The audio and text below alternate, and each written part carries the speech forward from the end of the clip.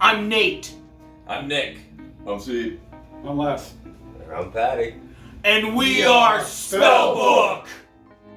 I, for one, stand with Ukraine. I love the Ukrainian people, and I wish them nothing but the best against the evil oppressors that are invading their country right now. So the band name was Witch Hazel for many years. Changed it a few years ago with the release of Magic and Mischief, and we wanted something from the past to carry into the future, and there's a song on our first album, Forsaken Remedies, called SpellBook, and we felt fit what we're going for perfectly, so we are SpellBook. Deadly Charms is the latest record from SpellBook, and it's the first record to include this lineup with Patty and Les on guitar, and I think it's the best thing we've put out so far, and I ain't just bullshitting. What do you guys think? Yeah, I think everyone thinks their latest thing they do is the best, but I really do think this one is. We had the experience working with Kevin the second time around, so we knew what was to expect going in there, and I think we got better results this time around. Steve? I think it's a great album. Got two new guys in the band, and both songwriters as well. We all try to write together, and they fit right in. Great music right out the gate. Great riffs. Came together pretty easily, I thought, and pretty stoked about what you guys are gonna think of it. And I think pound for pound, this album, more than any of our other releases, has more hit single quality, if you will, than our previous outings. The hooks are abundant. Yeah. Hooks abundant. Les, what do you got, man? What do you got, brother? Well, it's my first real album. I've recorded, in the past. I was real surprised by just how professional everybody was and how well this worked so quickly. Everybody's got a good brain for what we're doing, and it just seems to tie together real easily. The songs came together fast, and they sound great. I'm very proud of what we did. It's the future of music. Next question. No. You're gonna let me talk, goddammit. I'm talking, goddammit. Deadly Charms is like a very special record for me because I followed this band for years when they were Witch Hazel. They were like easily my favorite band. They were the only reason I even went to shows because the other bands were cool and they had the thing. But like Witch Hazel had something different, and when I finally was given the opportunity to join the band, I called my buddy Les because we were doing some stuff together, and I was like, let's go do this, man. I love this band, and yeah, this record is massive. Please, I'll be remiss if I don't mention Andy Craven because it was so tough for me being a fan of this band and having Andy Craven, the previous guitar player, right? And he is so fucking good. And I'm like, fuck, what am I gonna write that's gonna be anywhere close to this guy? And I hope I did him justice, and I hope we all did. I hope we all did him justice because I love Crave and still fan, and SpellBook, watch you go. Here, Crave. Hey Nate, what are these songs about? Nate writes all the lyrics. Yeah.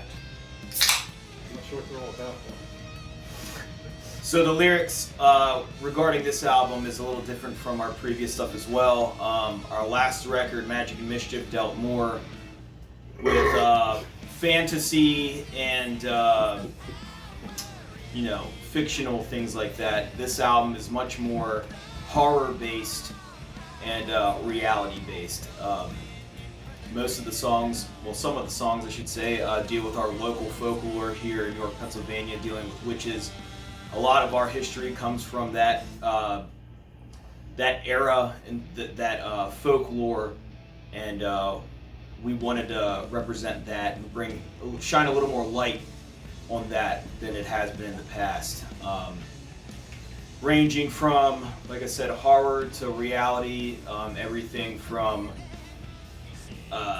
vampires and witches to drug abuse and heartache. Here, here. Here, here. So for this album, we got David Thayer to do the artwork for us. I found this guy through Instagram. He has been doing Mortis's artwork exclusively for the past few years. Mortis being the dungeon synth godfather and original bass player for Immortal.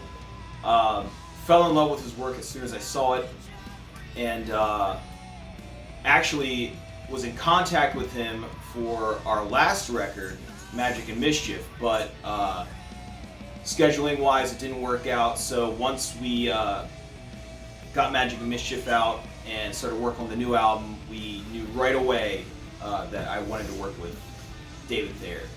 And the artwork depicts an open spell book with a bunch of ghouls and witches and devils spewing out of it, and it just works on multiple levels, visually and lyrically and thematically with the album. Well, Here, here. Well, and let's not forget about the backside of the album, because Dude, that is just as nasty. Paid a little homage to the whole catalog. Yeah, the Reaper, basically from Magic and Mischief, like picking off books from the bookshelf, right? And he's picking off like the brand new record. I thought that was really fucking awesome. Yeah, and props to Chad on the previous record, Magic and Mischief. We've been lucky, like every single release we've done as a, going back to Witch Hazel days, they've all kicked ass. Every single one, and we never used the same person twice, and it's just, we're always looking for somebody different, somebody. Cheers to Rebecca Magar too for doing the Otherworldly album. Absolutely. So I mean, every artist we work with has been crushing it, and we're just lucky that we surround ourselves with such talented people. Here, here. Cheers. For whatever reason, again, going back to the past, this band is just, no label has been willing to take this band on. We've talked to numerous labels. We thought we were getting signed a bunch of times, and it's always a classic, you don't fit our roster, or, like Too experimental. And Not metal enough. you look this way, you sound that way, and not metal enough came up a bunch, yeah. So, basically I have a close friend, and Darren McCloskey, former Pale Divine, Diesel Fuzz, got a new band out, Mythosphere, and he saw us live one night, and he's like, loved it, and he's like, dude, when's the next record coming out? And I was like, whenever you get enough money to do it. And he's like, well, don't you have label support? I'm like, label? No, it's DIY here, man. Like, it's always been DIY. Like, the labels won't touch us. And he's like, nah. He's like, I refuse to let that happen. And he basically put us in contact with Merciful Mike Smith. He shared the record to him, and then that got to Tom Phillips, and then that got to Enrico at Cruz del Sur, and here we are. For us, yes. Since we've been signed to Cruz del Sur, we have reached an audience that it would be impossible for us to reach on our own doing this ourselves. The amount of contacts they have, the amount of reputation they have, it immediately put us on another level. Now, saying that, I don't think it's necessary to be successful and be on a label. Hell, you can release a song on your own, it can take off and go viral, and that's that. But for us, personally, it was vital for the success of this band to hook up with Cruz del Sur Music and for them to sign us and put our records out for us. Ever since I can remember, Kiss. Good for you. Is that all you have? All right. Yes. Man, Ozzy Osbourne, man. When? When? It would have been 1993. Got No Rest for the Wicked down at the Getty gas station for $5 on cassette. And here I am. For me, it was my dad. As a child, all I can remember is my dad. He was a record player all day long, jamming classic rock. He was a drummer in a band in the 60s. And I just grew up listening to all those songs and all those bands. And like I hook ear for it, like right away from as far back as I can remember. Music was always a part of the household. Probably back in around 1974 when I first heard Sweet, probably Little Willie or Ballroom Blitz or something like that, which quickly progressed to Kiss and Angel and Thin Lizzy and Blue Oyster Cult, and this whole laundry list of amazing bands, UFO, all these guys that just stirred my love, and then it just kept getting bigger from there. It's been a very long and fun journey so far. Great music. For me, easy. I don't play bass, but the guy that got me into music was Nicky Sixx. He was kind of my Israeli for all the guitar players that love to talk about Ace, but Nicky was the guy. Nicky was a rock star. I was like fucking 5 years old, and I see this giant motherfucker with this big ass hair and his makeup, and he looks so fucking cool. I was like, that's what I want to do. That's what I want to be. And then outside of Nicky, because I don't play bass, guitar player influences, people that really got me were like, like Richie Blackmore, of course. Missed that one. Oh yeah, wow. But then, of course, and today's a special day. Also, Dimebag Darrell is like a huge influence of mine. Today's his fucking birthday, so let's go. But there's a lot of players that don't get mentioned, and I love those guys like Vito Bratta and stuff. But long story short, too late. It's Nicky Sixx. Nicky Sixx got me into music. Hear, hear. Here, here. Jesus Christ. They fuck you coming up, they fuck you coming down. I wouldn't change a goddamn thing about it. Love it. I just wish there probably what there was in the industry now. There really isn't one. You don't have the support. There's not enough labels like there used to be. It's all gone. I'm taking the fifth. I'll say, I say for the guys still hanging on, like some of our heroes towards the end of their career, it'd be nice if it was still a little bit better for them. I mean, I know they still get perks we'll probably never receive, but yeah, I mean, should be riding a little bit higher, I think, on their way out, but what are you gonna do? I love you, Spotify. Thank you very much. I'm gonna start this one. We had a really good opportunity to play a really good show. It was The Nightmare After Christmas number what? Does anybody know what that is? No. They will know if you promote it. It's a local show we put on. Anyway, Right. yeah, I normally I like to drink before a show, but then we played this place and they only had like what is it? Microbrews. IPAs. So I drank like I normally do, like I'm drinking my favorite beer, Hams.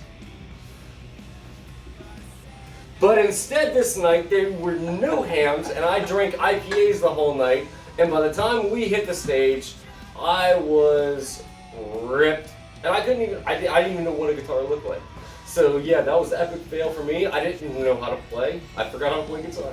That was Mine was recently, actually. It was one of our last shows with this lineup, and we were really kicking ass, if you know what I mean. Like, we were just up there feeling it, and fucking like the crowd's going nuts, and we're all ringing out. It's the big finale, and then we hit the big last note, and I say, "Thank you, everybody. We are Witch Hazel. Good night."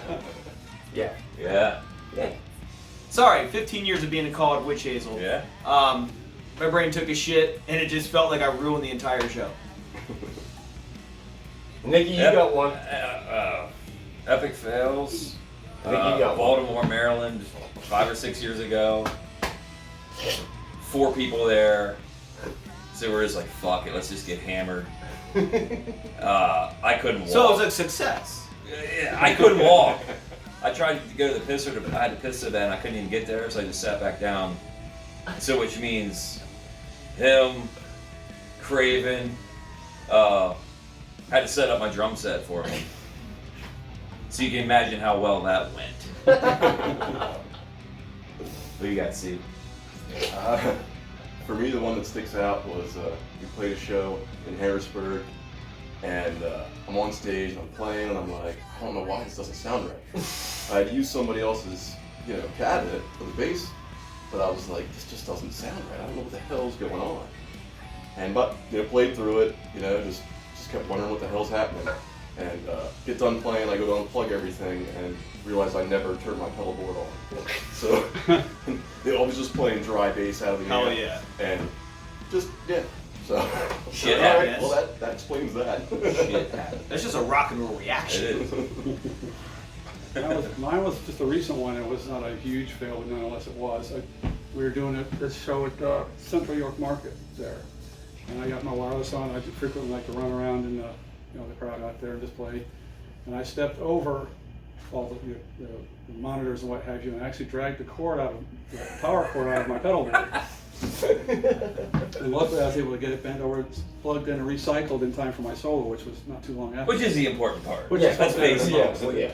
The great thing is if you screw it up, if you do it right, nobody notices it. You keep right on going. Hey, That's rock and roll. Cheers. Cheers. here, here. Here, here. Watch it go. Here, here. Here, here. Watch it grow. Watch it grow. Watch it grow, baby. Yeah, I know. I couldn't put my hands up. Oh, we gotta start over. Still learning. Still learning. We gotta start this all over again. I mean, I like stuff, but I'm stuck with my old The shit. new Summerlands just yeah. hit. Yeah. Oh, yeah. Been a big fan of those guys since their first record. They just put out a couple singles. That's killing it. Sonia, our label mates, Tower. they're cooking up some good shit. Tower's killing it. I personally am a big fan of Skullfist. Their last record just fucking ruled. What's Darren's band called? Mythosphere. Mythosphere. Mythosphere. Okay, so I'm wrong. It'll be out at the end of the year. I do like some new music, and Mythosphere is amazing. Great band. Book of Worms killing it. Yeah. Cultic Yes. killing it. Cultic, yes. Wrath of Typhon, Yeah. Local boys. local boys here Really from New good. York. I had another label mate band that I learned a lot of bands when we signed with Cruise, and one of them that blew my mind was the Neptune Power Federation. They were a band that just don't give a fuck what's going on Yeah. in the current music scene and do their thing, and they're such a throwback, but they're not like stuck in like at the retro tag. Like they're killer. Just check out their records. Yeah, yeah. See? I wouldn't know where to begin. There's a lot of things I've been You impressed listen to with. a lot of. There's a lot, and it's like if I say like this band, that band, and then I forget one, I'm gonna be pissed off about it. So like I'm not even gonna start. To me, there's a lot of good things out there. I think there's a resurgence on some of the music that has been kind of stagnant for a while. I think there's a new resurgence on things, and it's hard for me to keep up sometimes with all the really kick-ass bands that are unknown and that are just killing it, like out the gate. So Yeah, the heavy metal scene today is like exploding right now. Like, with a lot of bands, thanks to Cruz del Sur Music, to be honest. Yeah. Most of their roster, like I said, bands like Tower, Sonia, just to name a few, but also like Solicitor, Traveler. Like, you got all these fucking bands So many. coming out that are just destroying. So good. And I'd be remiss to not say Twin Temple. They fucking roll. So Fever Dog, brand new suite. They're pretty cool. yeah, Fever Dog. As far as Yeah, send me a link movies, on that. new movies, I mainly get a lot of my inspiration from like the old 70s and 60s stuff. But I don't know. I mean, I guess like Scream 5 was cool. Yeah. I mean, for me, I don't watch movies too much anymore, like new shit, because it's all remakes, and I really dislike remakes. Except for the fact that I love Cobra Kai, and I think that is amazing. That's one of my favorite shows. What's the other one? What's the one I just watched? Doesn't matter. Well, Squid Game. That was really good. Squid Game was good. Yeah, Pretty- that was I like that. that was pretty I wild. was surprised how good that was going to be. Yeah. I just watch documentaries like behind the albums and how they made them, and like I'm a huge You hear the outtake of a fucking drum thing or something that gets me off personally. So. Nightmare on Elm Street. Yeah, dear class. Well, yeah, Elm Street. Jesus. That's new, right? No, it's not. Isn't Evil Dead new? Well, no. That all too. No, there are some actually like, really good fucking newer movies like The Witch, Autopsy of Jane Doe, Train to Busan. Train to Busan. Oh, I'm sorry. I just have to throw it in there. Stranger Goddamn Things is like the greatest thing that's ever come across my fucking path in my entire life. I'm sorry. I mean, they brought. Stranger Things? They hit it on 1, and then 2 was like, meh. But they were okay, and then 3 was like, fuck. And then 4 just came back with goddamn motherfucking Metallica on Master of Puppets. With, oh! Feeling that one.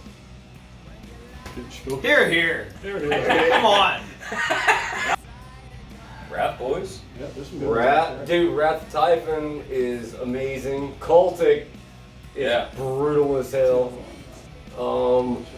We've got it's crazy here. Like, I moved up here like 12 years ago, and we had, when I moved here, it was like doom and punk.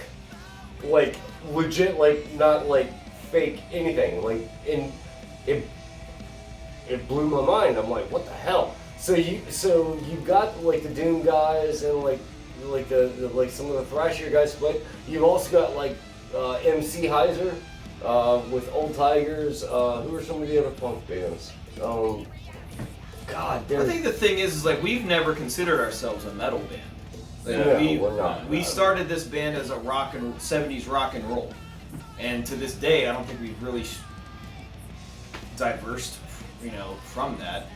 As far as the metal scene in Pennsylvania, up here it's like we play shows where it'll be a punk band, a rock and roll band, a goth band, and a thrash metal band on the same bill. Yeah. That's how it always has been. As like it's tough to find like. I mean, I guess you can go like, specific genres of shows and stuff like that. But for the most part, it's like so DIY. It's everybody helping everybody out. So it's like you said, if it's hardcore punk like Old Tigers, if it's dungeon death doom like Cultic, traditional death metal Verminoth, and then us SpellBook, which I think again just call it rock and roll. That's an average show for us. You know what I mean? So as far as the metal scene, I think it's more the music scene in Pennsylvania. Yeah, for real, yeah. Future plans, Deadly Charms coming out on Cruz del Sur Music September 23rd. Pre-order the vinyl, pre-order the CDs now, digital download, go get it. Tell your local promoter and venue you want us in your town. Yep. Yes. We want to play as much as possible. Yep. We're looking to get out more on the road for this record. Music videos. Yes, indeed. Yes, we've got some music videos for the first time in the works, and future plans, just tour the shit out of this record and try to get as many people's ears on Deadly Charms, September 23rd. And hopefully them Hams boys start recognizing. Hams still waiting. Still waiting on our sponsorship. Where the fuck you at? Where you It's at? been 4 years, Hams. I tell everybody I know about it. No, it's terrible.